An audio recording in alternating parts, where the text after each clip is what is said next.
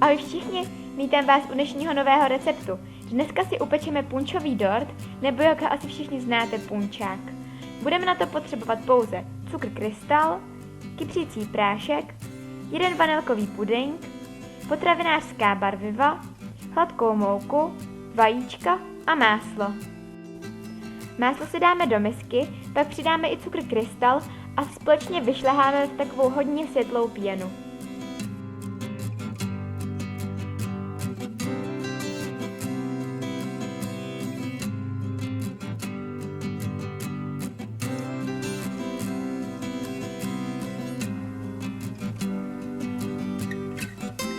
Teď přidáme půlku našeho vanilkového pudinku.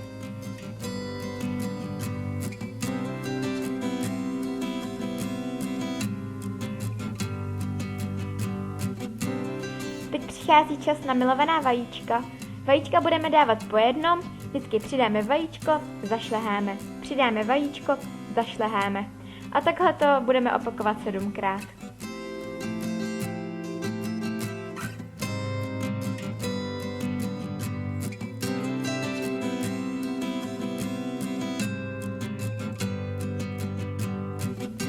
Teď do naší tekuté směsi sypeme hladkou mouku a kypřící prášek a společně důkladně promícháme.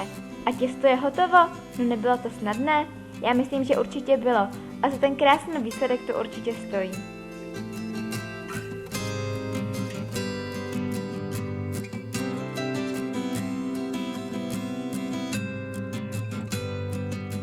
Těsto jsem si rozdělila na přibližně 3 stejné díly a každé z nich obarvím jinou barvou.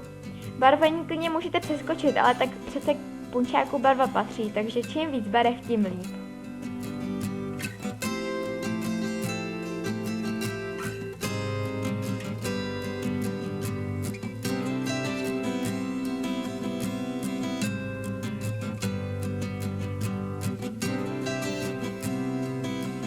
Teď je naše obarvené těsto stačí nadat do pečících forem a můžeme péct v předehřáté troubě zhruba tak 25 minut na 170 stupňů Celsia. Zatímco se naše těsto bude krásně péct, připravíme si syrup, kterým pak budeme korpusy polévat. Na to budeme potřebovat šťávu z pomeranče, vodu, rum, marmeládu a rumovou esenci. Smícháme všechny ingredience dohromady a jenom promícháme lžící. Může se vám zdát, že je to opravdu hodně tekutin a že budeme mít dort celý rozmočen, ale nebojte se, buchta toho opravdu hodně vsákne.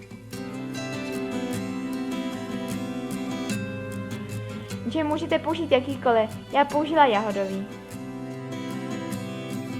Rumovou esenci přidejte podle chuti. Někdo má rád víc, někdo míň, to záleží na vás.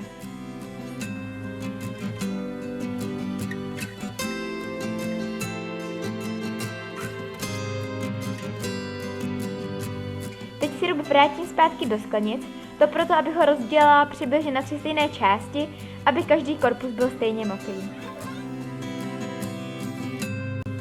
Takhle krásně vypadá buchta po upečení. Teď každý korpus vyndáme z pečící formy, vezmeme si novou, kterou vystavíme pečícím papírem a vlastně korpus tam zase vrátíme. Polijeme první dávkou syrupu.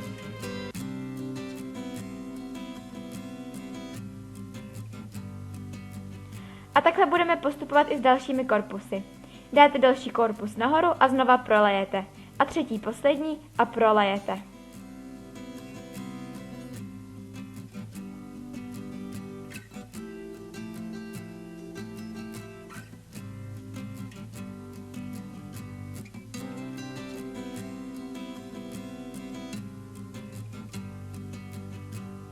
Těsto by mělo vystačit na 3 korpusy o průměru 27 cm.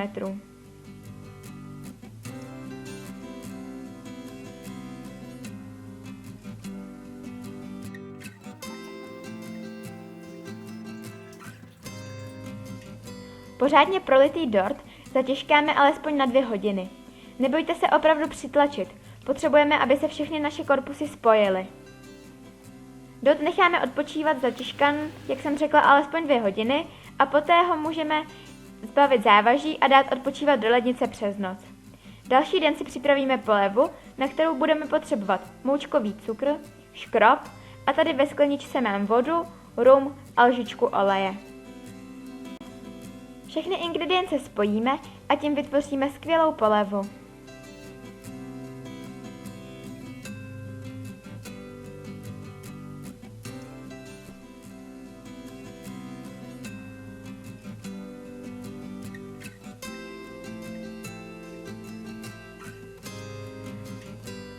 Teď už jen polévu naléjeme na náš dort a je to.